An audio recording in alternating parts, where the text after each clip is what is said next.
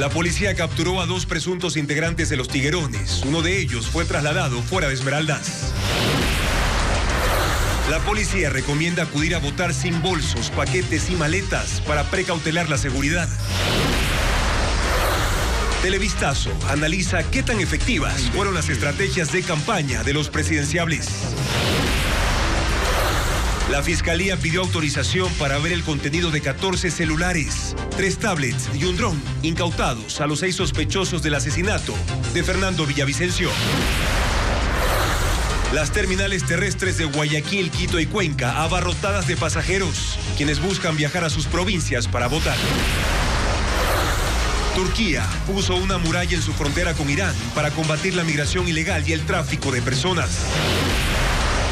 Buenas noches, amigos, bienvenidos a Televistazo Estelar en la emisión de este viernes 18 de agosto. La jueza que lleva el caso por el asesinato del candidato Fernando Villavicencio autorizó a la Fiscalía para que extraiga la información de 18 dispositivos electrónicos incautados en los operativos que fueron ejecutados entre el 9 y 10 de agosto luego del crimen. Jacqueline Rodas con los detalles. Durante los operativos realizados el 9 y 10 de agosto, luego del asesinato del candidato presidencial Fernando Villavicencio, la policía incautó dispositivos electrónicos que desde entonces permanecen en el Centro de Acopio de Criminalística, pero ahora se extraerá la información que contienen. La jueza penal que conoce el caso autorizó un pedido de la Fiscalía para abrir 14 teléfonos celulares, 3 tablets y un dron. En las próximas horas se fijará una audiencia reservada en la que tanto la defensa de los 6 detenidos como la familia de Fernando Villavicencio presenciarán lo que contienen los 18 dispositivos.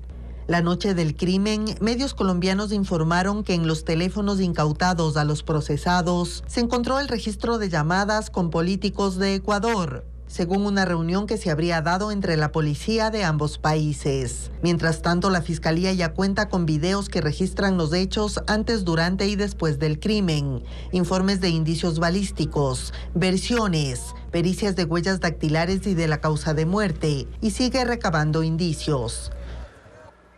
2 de los 6 detenidos por el asesinato de Fernando Villavicencio esperaban hoy la audiencia de juicio por el delito de receptación de bienes robados. Sin embargo, la Fiscalía se echó para atrás y retiró esos cargos. Un mes antes del asesinato de Fernando Villavicencio, 2 de los 6 implicados fueron detenidos por receptación de bienes robados, pero el juez los dejó en libertad con medidas alternativas y luego les declaró prófugos por incumplirlas. La Fiscalía les formuló cargos y anunció 17 testigos para la audiencia de juicio directo, que sustenten su acusación y pedido de condena. La diligencia telemática se dio la tarde de este viernes. Adey García García y Osmin Castaño Alzate tenían que conectarse desde la cárcel. Pese a que se trataba de una audiencia pública, no se permitió que la prensa escuche. Minutos antes de las 4 de la tarde apareció en el sistema de la función judicial un escueto resumen de lo ocurrido. Llama la atención que el fiscal retiró los cargos que ya formuló el 5 de julio, por lo que el juez dictó sobreseimiento a favor de los 2 procesados y ordenó que se emita boleta de libertad. Por lo pronto no saldrán de la cárcel, porque sobre ellos pesan otras 2 órdenes de prisión, una por tráfico de drogas y otra por el asesinato de Fernando Villavicencio.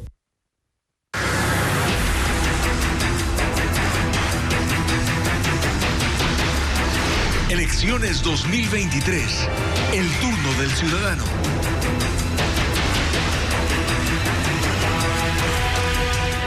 Solo 2 candidatos presidenciales cumplieron con la obligación de entregar de forma quincenal al Consejo Electoral sus reportes de ingresos y gastos en el periodo de campaña. Francisco Garcés revisó los documentos y muestra las cifras que reportaron las candidaturas. La campaña electoral finalizó y solo 2 binomios presidenciales cumplieron con su obligación de presentar quincenalmente sus reportes de ingresos y de gastos, y que según la ley deben hacerse públicos en la página web del Consejo Nacional Electoral. Solamente la candidatura presidencial de Jan Topic de la alianza entre el Partido Social Cristiano, Centro Democrático y Sociedad Patriótica, además de la de Javier Hervás del Movimiento Reto, cumplieron con la norma al entregar sus informes de 3 quincenas seguidas. Las cifras son muy dispares. Topic en 3 quincenas reportó ingresos por $416,000 y gastos por $266,000. Mientras Herbas recibió, según su campaña, $4,722 y gastó $4,000 de ellos. En su reporte de la segunda quincena de campaña solo constan $10 en gastos. Luisa González de la Revolución Ciudadana presentó reportes completos solo de 2 quincenas. Indicó haber tenido ingresos de $26,000 y gastos por $17,000. En su caso, llama la atención que presentó un informe de la tercera quincena de campaña en el que afirma que recibió aportes solo por $11.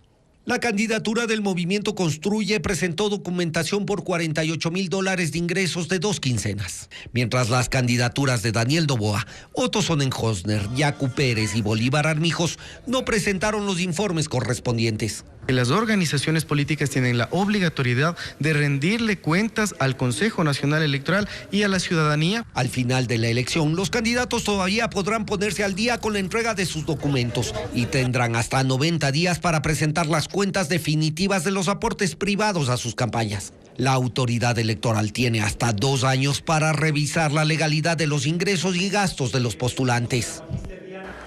El voto en casa empezó esta mañana para que personas con discapacidad y mayores de 50 años puedan ejercer ese derecho, mientras que en las agencias del registro civil aumenta el flujo de usuarios que buscan renovar su cédula de identidad para este domingo. Diego Cuenca con el informe. En Guayaquil, Esther Serrano, de 86 años, es una de las 587 personas que hoy ejercieron su voto desde casa a escala nacional. He decidido porque soy ecuatoriana. Deseo que mi país salga adelante. A pesar de lo que estamos pasando, quiero todo lo mejor. Son 166 juntas receptoras del voto móvil. Cada una está integrada por 3 personas, acompañadas por policías, ciudadanos de la tercera edad o quienes padecen de alguna discapacidad, igual o superior al 75%. Son los beneficiados por esta modalidad de sufragio. A 2 días de empezar el sufragio general, las 190 agencias del registro civil a escala nacional reportan mayor asistencia de usuarios por el trámite de renovación de cédula de identidad, a pesar de que pueden votar con el documento caducado. La tarifa es de $16 por renovación.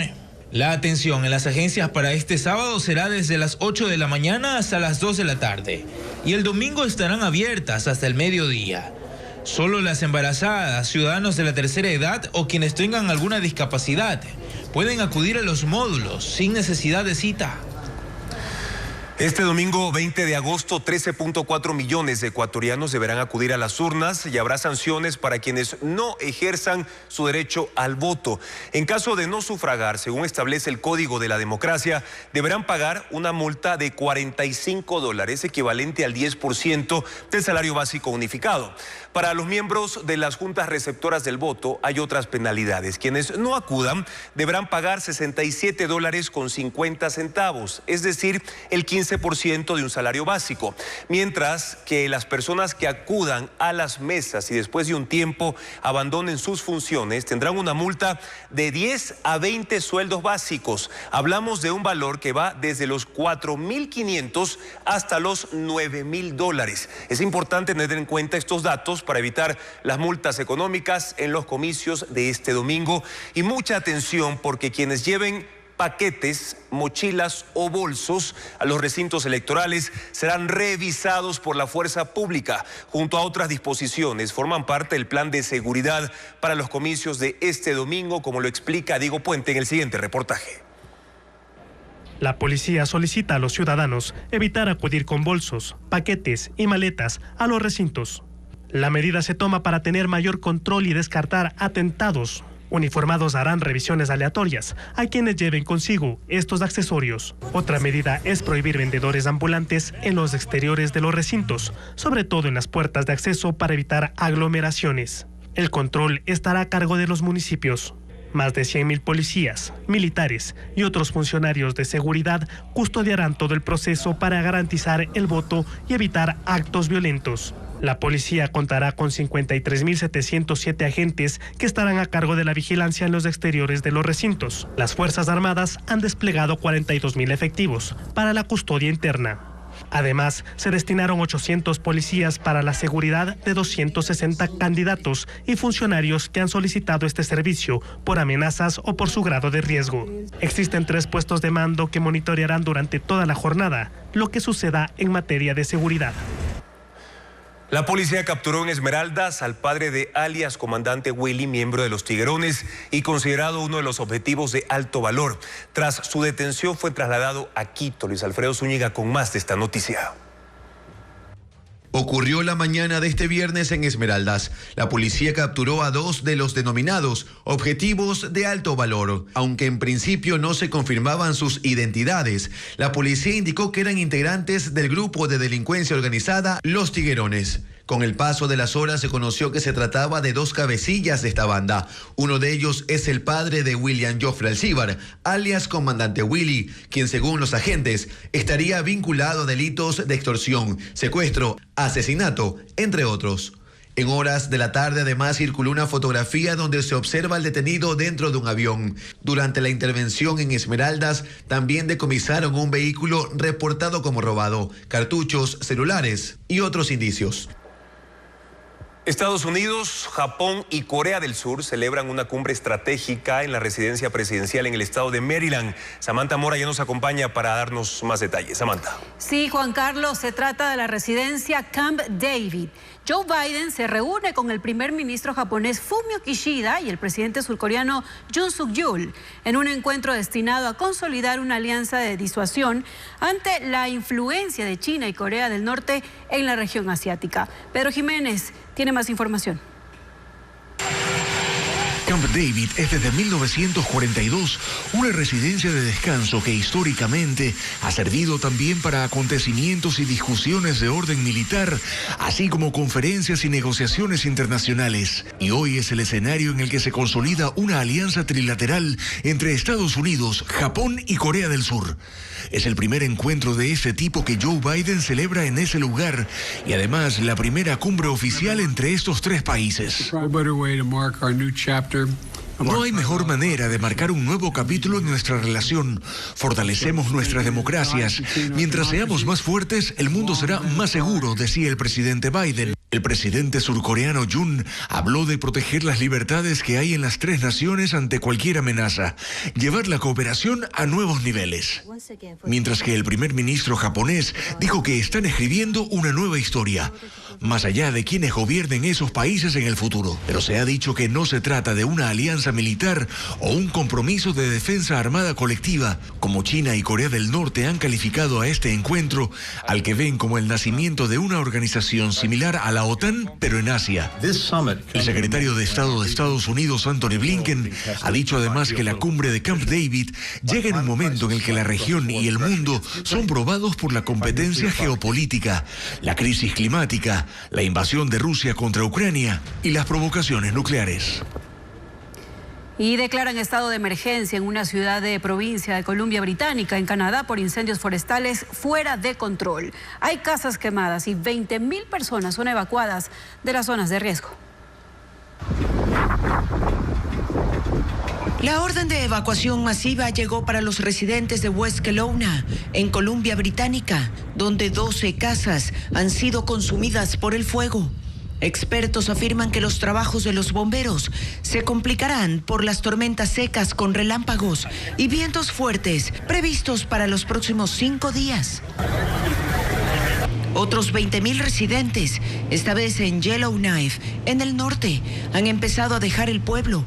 Conducen en medio de muros de fuego que se formaron a los lados de la carretera. Otros dejan el sitio por vía aérea. 10 aviones despegaron ayer con 1.500 pasajeros y se espera que hoy salgan otros 22 vuelos con 1.800 personas más. Este es el más reciente capítulo de una terrible temporada de incendios en Canadá, donde aún hay 1.046 fuegos activos. Más de la mitad sigue fuera de control. Y Santa Cruz de Tenerife, en el archipiélago español de las Islas Canarias, soporta también incendios forestales que han estado fuera de control. 4.000 hectáreas han sido arrasadas por el fuego, que ha alcanzado niveles catalogados como los peores en 40 años. Las operaciones a cargo de 350 bomberos son apoyadas por 17 aviones de extinción y se han movilizado soldados de las unidades militares de emergencia. 4.000 personas han sido evacuadas, mientras que residentes de comunidades circundantes han recibido advertencias sobre el riesgo de contaminación por humo en zonas donde la calidad del aire se ha deteriorado rápidamente. Y al regresar en Televistazo, impresionantes imágenes del muro construido por Turquía para evitar el paso de migrantes. ¿Y cuál es la sanción por violar la ley seca que ya está vigente en Ecuador por las elecciones? Se lo contaremos luego de la pausa.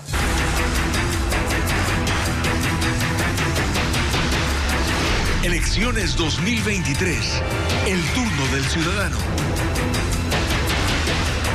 La ley seca ya rige en todo el territorio nacional desde este mediodía, mientras que aumenta la demanda de pasajes en la terminal terrestre de Guayaquil.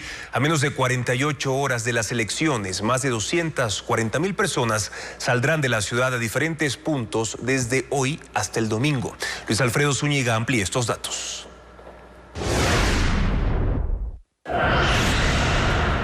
En la terminal terrestre de Guayaquil hay gran concurrencia de personas. Las ventanillas de varias cooperativas lucieron con filas, pues la mayoría deseaba salir pronto hacia sus provincias. Se estima que 246.140 pasajeros saldrán desde este viernes hasta el domingo. La demanda de boletos es alta. Otras empresas como Rutas Portovejenses despacharán buses cada 10 minutos. Sí, van llenos. Hasta el momento todos. En las terminales de Quitumbe y Carcelén en Quito también se espera gran movimiento de personas, al menos 110.000 usuarios durante el fin de semana, con destinos principalmente a provincias de la costa como Guayas, Santo Domingo, El Oro y Manabí. Mientras en la terminal de Cuenca esperan movilizar a 45.000 personas durante los 3 días hacia Guayaquil y Quito. Pese a que se espera una masiva circulación de vehículos por las carreteras del país, ni la Comisión de Tránsito ni la Agencia Nacional de Tránsito tienen la estimación precisa de cuántos autos se movilizarán. Tal como lo establece el Código de la Democracia, desde el mediodía arrancó la ley seca y finalizará este lunes 21 de agosto al mediodía. Durante ese tiempo está prohibida la distribución, venta o consumo de bebidas alcohólicas. La multa para quienes infrinjan la disposición será del 50% de un salario básico unificado, es decir, $225. Los controles estarán a cargo de la policía. Durante la campaña electoral, los binomios presidenciales centraron sus propuestas en la inseguridad. Ahora Ecuador debe analizar este periodo de ofertas y propuestas para tomar una decisión. En el siguiente análisis de Hernán Higuera veamos cómo le fue a cada candidato. La muerte cruzada sorprendió a Otto Sonnenholzner, que pensaba más en 2025 y estaba graduándose en Harvard. Su estrategia fue presentarse como un candidato sensato, conocedor de lo que se debe hacer en el país y con experiencia para gobernar. Fiel a principios ortodoxos, hizo una campaña poco disruptiva en la que buscó pasar a la segunda vuelta como el mejor competidor ante el correísmo. Sonnenholzner habló de los temas cruciales del país, pero no logró situar a uno en particular como su locomotora de campaña. Luisa González llegó como la única candidata mujer. Esa fue su originalidad, porque políticamente mostró más bien su dependencia al expresidente. Su propuesta política fue responder todo lo que hizo el correísmo, incluidos los temas que llevaron a algunos ante las Cortes. Su estrategia fue mantener el voto duro que, en sus cálculos, debe llevarla a la segunda vuelta. Su campaña volvió a alborotar el electorado, quizá en su detrimento, con el tema de la dolarización, e impugnó la candidatura de Cristian Zurita. Los resultados dirán si esos fueron aciertos en una estrategia que consiste en encarar el futuro repitiendo lo que hicieron en el pasado. Yacu Pérez llega a su segunda campaña presidencial confiado del apoyo que en el 2021 le dio el tercer lugar y repitió el libreto. Pero si la primera vez llegó de la mano de los Yasunidos y otras franjas de electores nuevos en el país, esta vez lo hizo rodeado de políticos tradicionales como Gustavo Larrea y Giovanni Atarihuana. Su campaña la hizo de nuevo alrededor de los temas ecológicos, con él como figura casi pastoral. no olvidó ni las sandalias, el saxo, el boli y a su esposa. Sin embargo, los tiempos han cambiado en el país y los resultados dirán si la figura que proyectó Pérez es la que el país imagina en el momento trágico que atraviesa. Jan Topic apareció en el tablero político como el candidato de la seguridad, buscando asimilar su imagen a la del presidente de El Salvador, Nayib Bukele. Para ello sacó partido a su biografía. Sin haber mostrado pruebas, dijo ser combatiente de guerras ajenas en el mundo. Por eso se autopromovió como un experto en el combate a la inseguridad. Durante la campaña se dio tiempo para hablar de otros temas, pero en el debate, con sentido de la oportunidad, se centró en el tema que más preocupa al país. Topic logró su cometido sin haber dicho cómo piensa erradicar el problema. Fernando Villavicencio llegó a la campaña con su biografía en la mano. Ser valiente, como lo fue con sus investigaciones, sus libros y en su paso por la Asamblea Nacional, donde fue presidente de la Comisión de Fiscalización. Políticamente, él se situó en la ruptura que creó el correísmo entre ellos y el resto. No eludió la confrontación y sin mayor estrategia en el arte de la guerra, abrió sus señalamientos sobre la corrupción y las mafias de todo tipo que hay en el país. Cristian Zurita llega en el papel de heredero de los votos de su amigo. El domingo se sabrá si el voto emocional tuvo cabida en esta campaña, tal y como ocurrió en Colombia, con César Gaviria tras la muerte de Luis Carlos Galán en 1989. Bolívar Armijos dio la impresión de un candidato que se inscribió sin saber que debía hacer campaña. Mostró una agenda corta de propuestas y limitada a los recintos rurales donde ha hecho su carrera política. Su estrategia se centró en decir que Ecuador es un país de productores campesinos y nunca supo qué decir al elector urbano. Bolívar Armijos se volvió un fenómeno durante el debate presidencial donde, por desconocer las confusas reglas, terminó con un gran porcentaje de memes. Él los recibió con humor. Armijos se mostró cómodo hablando de descentralización, pero el camino a Carondelet le lució esquivo. Daniel Noboa llegó a la lid presidencial teniendo a su haber un limitado balance legislativo. En la campaña se presentó como un empresario que promete solucionar el desempleo, traer la inversión y fomentar la producción. Un empresario heredero político de su padre Álvaro Noboa, quien participó sin éxito en 5 campañas presidenciales y que, como él, distribuyó a su paso regalos a los electores, camisetas en su caso. No despuntó en la campaña, pero la sostuvo y también marcó puntos en el debate en el que se presentó aplomado y sereno. Javier Herbas volvió a la contienda electoral convencido de que eso tan bueno que le ocurrió en el 2021 se iba a repetir y no. No había más de eso. Él fue una suerte de outsider. Hace 2 años, gracias a la conexión con los jóvenes, a su predisposición por el humor y a sus salidas en TikTok. El país ha cambiado y las mismas herramientas no producen los mismos resultados.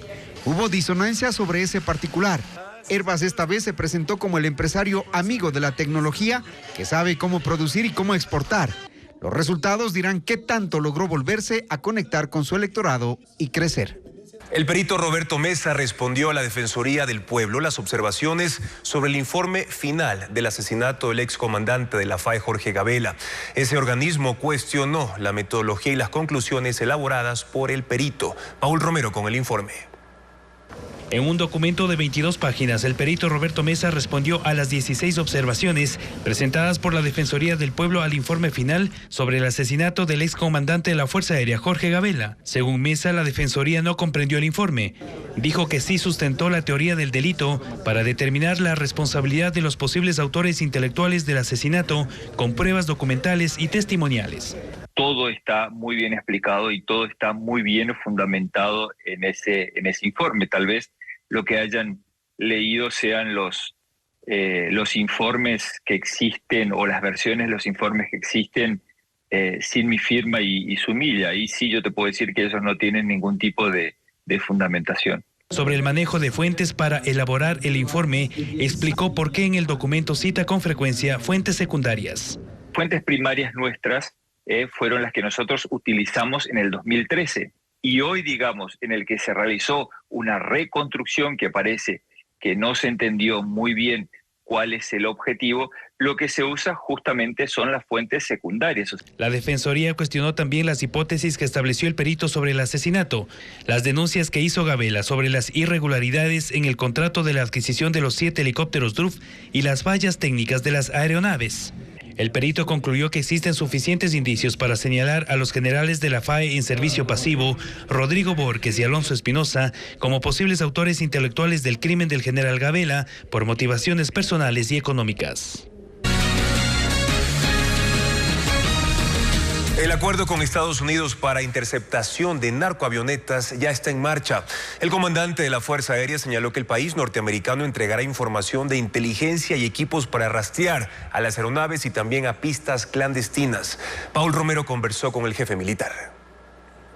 El principal aporte de Estados Unidos para la interceptación de aeronaves sospechosas de tráfico de droga en territorio ecuatoriano es el de inteligencia. El comandante de la Fuerza Aérea, Gabriel García, explicó que Estados Unidos tiene la tecnología para identificar y rastrear a las aeronaves a cualquier altura, a las 24 horas. Ellos tienen sistemas satelitales, radares de diferentes alcances, aeronaves que permiten una vigilancia. Toda esta información la podemos recibir ya de forma directa, compartir inteligencia, en reciprocidad, facilitar información, lo que nos permitirá pues tener mejores opciones para la interceptación de las aeronaves. García aclaró que el acuerdo no implica el derribo de las aeronaves sospechosas. La diferencia es que ahora la FAE tendrá información que por limitaciones tecnológicas y operativas no la tenía. El acuerdo entre Ecuador y Estados Unidos para asistencia e interceptación aérea también permitirá descubrir pistas clandestinas que utilizan las narcoavionetas. El 2022 la Fuerza Aérea registró la violación del espacio aéreo de 7 aeronaves sospechosas. Entre 2022 y 2023 se han inhabilitado 25 pistas clandestinas. El acuerdo con Estados Unidos para la lucha contra el crimen organizado incluye asistencia financiera, equipos, mantenimiento, capacitación. Por ahora información confidencial hasta que se active el protocolo entre los dos países. Un múltiple crimen se registró esta tarde en un velorio en el Guasmo Sur. 3 personas murieron y 2 menores resultaron heridos. Los sicarios dispararon aproximadamente 110 veces, como reporta Vanessa Robles. Eran las 3 de la tarde de este viernes, cuando 6 sicarios llegaron a bordo de un vehículo plomo y una motocicleta a la cooperativa Mariuxi Febres Cordero, Guasmo Sur de Guayaquil. Unas 50 personas participaban del velorio de un hombre de 46 años, cuando los encapuchados con fusiles y pistolas dispararon 65 veces contra los asistentes en el exterior de la casa.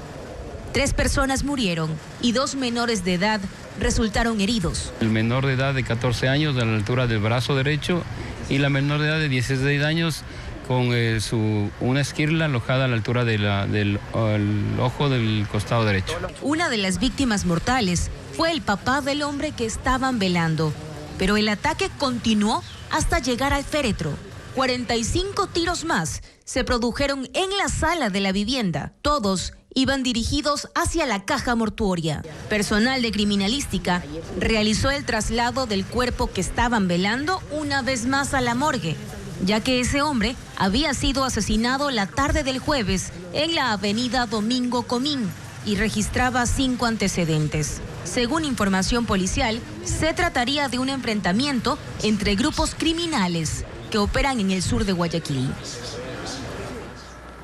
11 asesinados en menos de 24 horas en Los Ríos. Los crímenes se registraron en 5 cantones. En uno de los casos, sicarios acribillaron a 4 hombres que iban en una camioneta. En Ventanas, la noche de este jueves, 4 hombres de entre 25 a 38 años que iban a bordo de una camioneta por una calle del centro fueron interceptados por sicarios en un vehículo, quienes les dispararon con un fusil. La policía recogió 9 restos de bala y señaló que en redes sociales circuló un video en el que un grupo delictivo amenazaba a una de las víctimas. Mientras que en el cantón Buena Fe, un adolescente de 16 años y un hombre de 26 murieron acribillados cuando conversaban en el sector Nueva Buena Fe. En este ataque, un menor de 15 años resultó herido. Según los agentes, el doble crimen estaría relacionado a un conflicto entre bandas de microtráfico. 2 hombres fueron asesinados en Pueblo Viejo.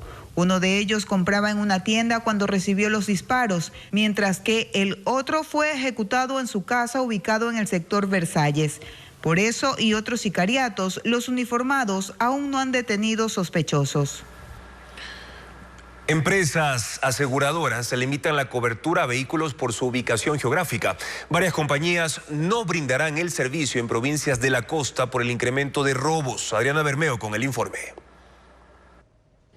De las 21 compañías de seguros que ofrecen el servicio para vehículos en el país, al menos el 30% ha definido como política no proteger autos en las provincias que registran los más altos índices de inseguridad. Las empresas aseguradoras han entregado a los brokers comunicados como este que señala: la compañía ha decidido suspender la suscripción de vehículos nuevos y renovaciones que tengan como residencia o circulen en la provincia de Los Ríos.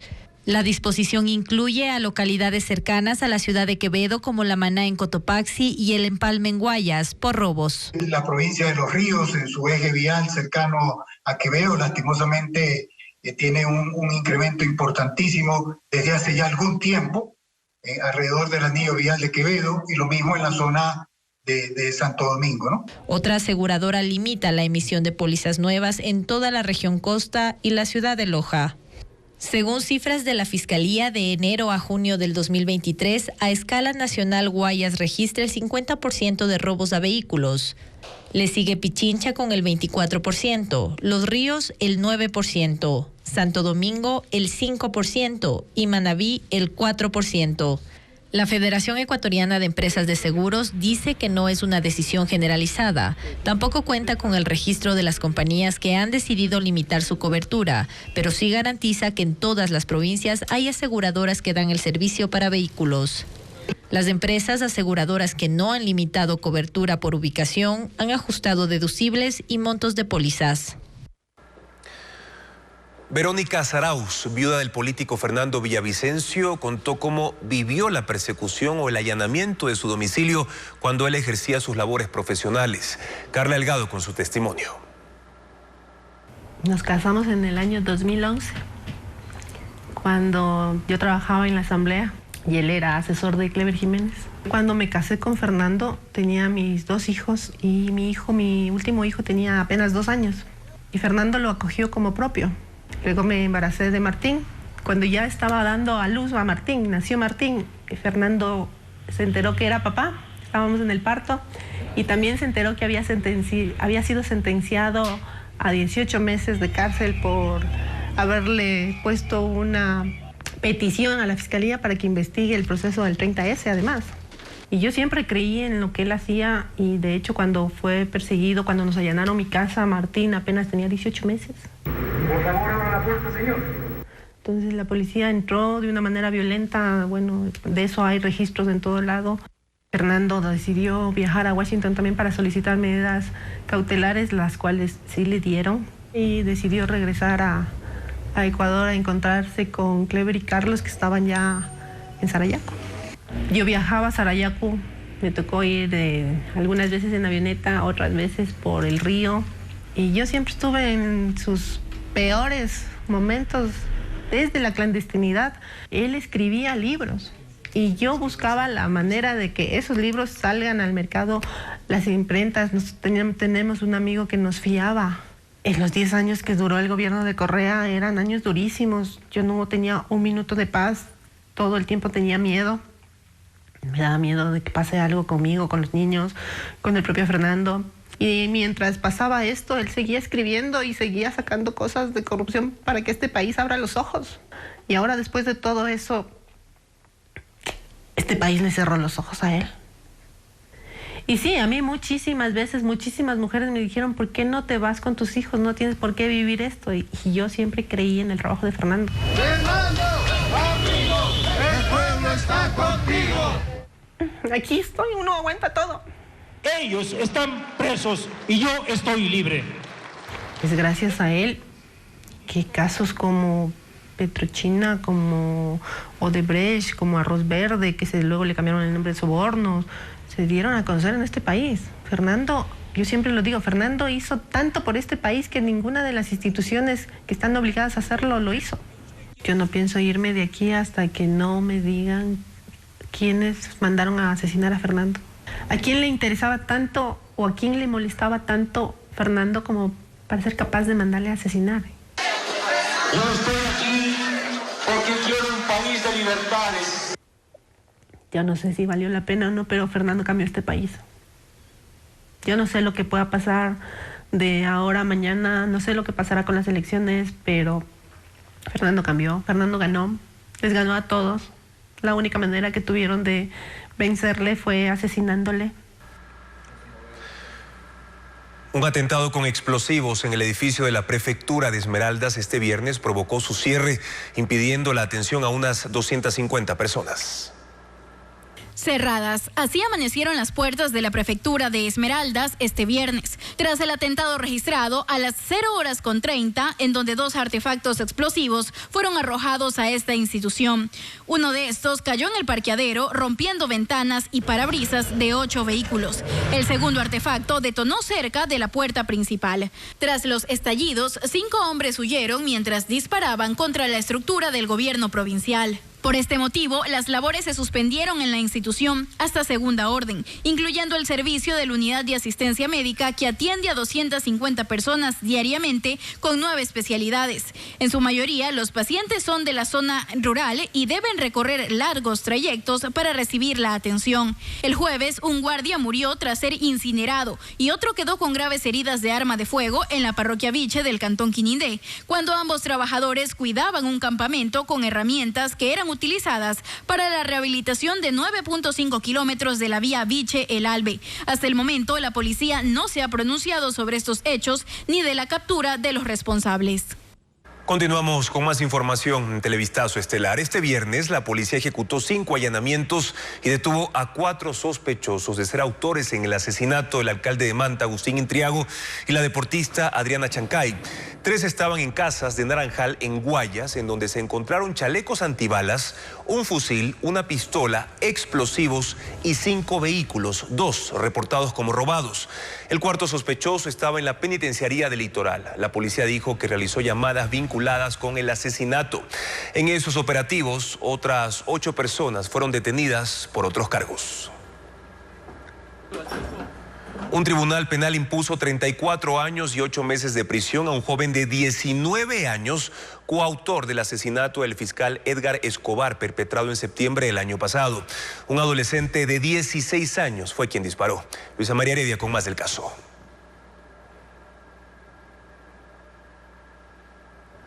A primera hora del lunes 19 de septiembre de 2022, Edgar Escobar fue a lustrarse los zapatos en el parque ubicado frente a su lugar de trabajo, la Fiscalía Provincial del Guayas. Fue lo último que hizo. Un sicario lo acribilló. El hombre de 43 años era fiscal, dedicado a investigar crímenes de odio y de violencia a la mujer por razón de género, pero también casos de asesinato, como las masacres al interior de la penitenciaría, y de narcotráfico, incluso de terrorismo. Él era quien indagaba sobre lo ocurrido un mes antes en el Cristo del Consuelo, donde hubo una explosión que dejó 5 muertos y 17 heridos. Cuando su cuerpo aún permanecía tirado en el piso en la Plaza Pedro Carbo, pleno centro de Guayaquil. La policía daba a conocer la detención de 2 sospechosos que huían por el Cerro Santana. 2 personas de 16 y 19 años, a quienes se les incautó la moto en que se movilizaron para cometer el crimen y el arma con que dispararon. El menor de edad, Cristian D., fue quien, según la policía, apretó 15 veces el gatillo para acabar con la vida del fiscal. En apego a la ley, fue recluido en un centro de adolescentes infractores del que escapó a inicios de noviembre, pero lo recapturaron horas después. Ese mismo mes fue sentenciado a 8 meses de internamiento institucional debido a su edad.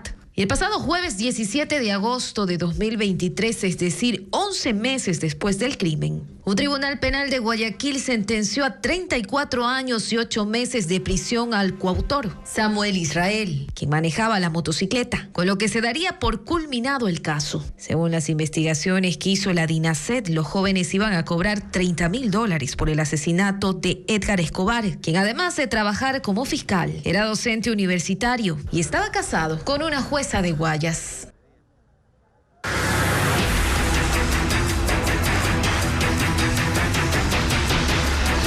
Elecciones 2023. El turno del ciudadano. Desde hoy empezó el denominado silencio electoral. Significa que todos los candidatos no pueden hacer campaña. Si bien las actividades en las calles y en los medios de comunicación terminaron, continúan en las redes sociales, como informa Francisco Garcés. La campaña electoral terminó. Ya no hay concentraciones en las calles, caravanas por las ciudades ni propaganda en los medios de comunicación. Inició así el denominado silencio electoral, que son las 48 horas antes del día de las elecciones, en las que se prohíbe la difusión de cualquier mensaje proselitista de parte de los candidatos y sus campañas. Pero esto no se aplica para las redes sociales, todo porque desde el 2012 los medios digitales y las redes sociales no son considerados medios de comunicación sujetos al control del CNE. Javier Hervás ha sido siempre activo en sus redes sociales y no deja de serlo en estas horas en las que aprovecha para replicar sus mensajes, videos e intervenciones durante la campaña formal. Lo hace mediante todas sus cuentas en redes. Luisa González aprovecha espacios como X para replicar mensajes de terceras personas a su favor, pero también para seguir circulando sus fotos, videos y demás mensajes de campaña, así como lo hace Jan Topi, que no deja pasar muchas horas entre mensaje y mensaje para mantener viva su campaña proselitista. Yacu Pérez maneja sus redes de otra manera.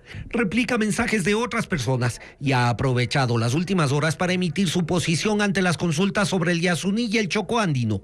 Daniel Noboa y Bolívar Armijos tuvieron este viernes algo en común, y es que emitieron solo un par de mensajes en sus redes sociales, el uno mostrándose junto a sus simpatizantes y el otro reforzando en persona su mensaje de campaña.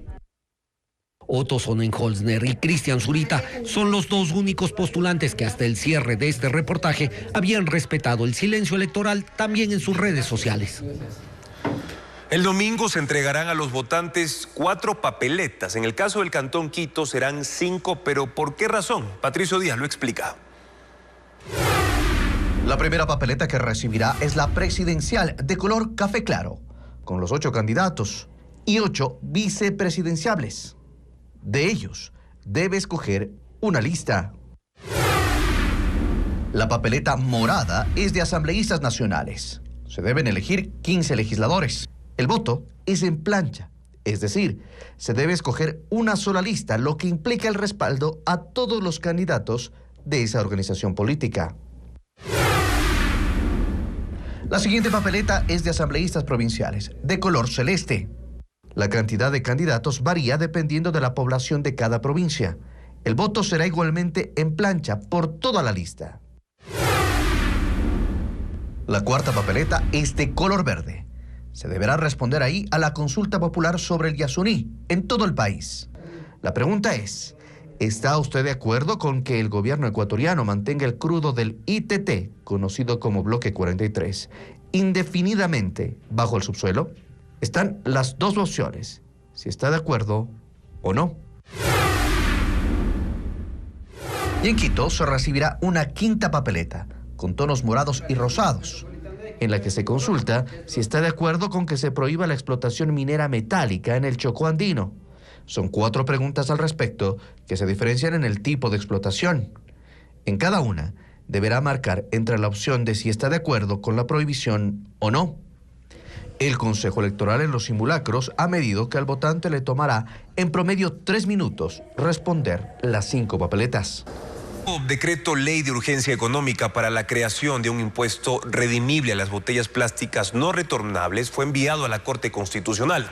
El presidente Guillermo Lasso lo firmó esta mañana, como informa Luisa María Heredia.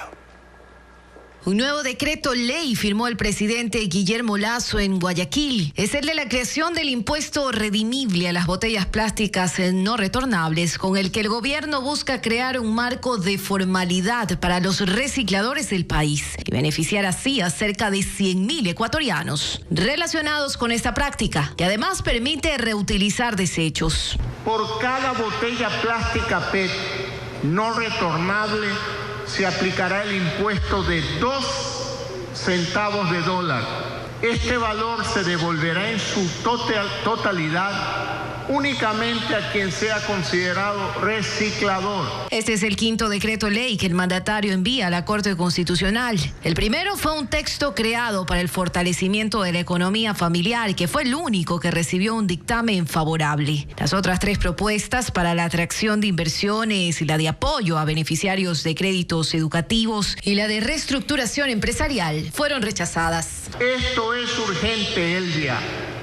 Nuestro norte siempre ha sido y será impulsar el desarrollo nacional, generar más empleo y mejorar los sistemas de bienestar familiar. El acto de firma del nuevo decreto ley, que duró menos de 15 minutos, se llevó a cabo en la gobernación del Guayas, en medio de estrictos protocolos de seguridad. Un reglamento emitido por el Gobierno Nacional marca la hoja de ruta para que los ciudadanos, empresas e instituciones públicas los apliquen en el tratamiento de basuras y residuos. Adriana Bermeo explica de qué se trata. Empresas, instituciones y ciudadanos tendrán que manejar basuras y desechos de otra forma. Se estipula en un reglamento que el presidente Lasso firmó este miércoles. Las empresas deberán prevenir y reducir la producción de residuos sólidos, tratar técnicamente los desechos tóxicos, separar plástico, cartón y vidrio y usar fundas y envolturas que estén elaboradas con material reciclable. Las instituciones públicas tendrán que evitar el uso de tanto papel y separar los desechos. Esto también aplica para los ciudadanos, que deberán poner el material reciclable en fundas y contenedores diferenciados con un distintivo. Pero ¿cómo se hará si los municipios no tienen la logística necesaria para ejecutar estas disposiciones? El reglamento, que es de cumplimiento obligatorio, no especifica los plazos en los cuales los gobiernos seccionales deberán implementar el transporte y el sistema de recolección diferenciado. Tampoco sanciones por incumplimiento de las medidas, pues los municipios tendrán que emitir las ordenanzas para el tratamiento de la basura y dotar de los implementos necesarios para ubicar el material reciclable. Además, el Ministerio del Ambiente deberá emitir otro reglamento con los lineamientos para la separación de residuos y los tipos de contenedores que los almacenarán. Entre la variedad de especies, las abejas tienen una importancia para el planeta que suele ser subestimada. Sí, Juan Carlos, por ello agricultores y apicultores impulsan programas para su conservación y al mismo tiempo obtienen recursos de ellas. Carla Delgado visitó a los productores en Imbabura. A pesar de su tamaño, cumplen una enorme labor ecosistémica. Gracias a que se alimentan y transportan polen de una flor a otra, miles de plantas pueden reproducirse. Otro de los papeles importantes de las abejas es que polinizan más del 75% de toda la alimentación del planeta, entre estos verduras, legumbres y hortalizas. Su conservación es vital. En Imbabura, los productores apícolas se capacitaron no solo para generar recursos con las abejas, sino para preservar las especies nativas. Nosotros llevamos a sitios donde no hay fumigaciones y no hay disturbios para las abejas, ¿no? Las llevamos a sitios de selva donde podamos conservar estas abejas. Y luego, pues ya en sí el manejo de las abejas, hacemos tratamientos de enfermedades porque ellas también se enferman, con productos amigables para ellas y para no contaminar los productos que se extraen de las colmenas. Trabajan con agricultores orgánicos de la zona, quienes les facilitan los espacios para que sus abejas puedan anidar. Ellos protegen las colonias. En cada una de ellas pueden vivir hasta 200,000 abejas. A cambio, las abejas polinizan sus campos, como en la parroquia La Carolina en Ibarra. Esa raíz del cultivo, que es la mayoría cítricos, hace su floración. Y esta abeja también nos ayuda mucho en lo que es la polinización para tener una mejor producción. Vamos al meliponario a hacer un traslado de una especie que se llama nanotrigona. Colonias de abejas meliponas, es decir, que no tienen aguijón, anidan en este lugar. Este tipo de abejas es de las más pequeñas.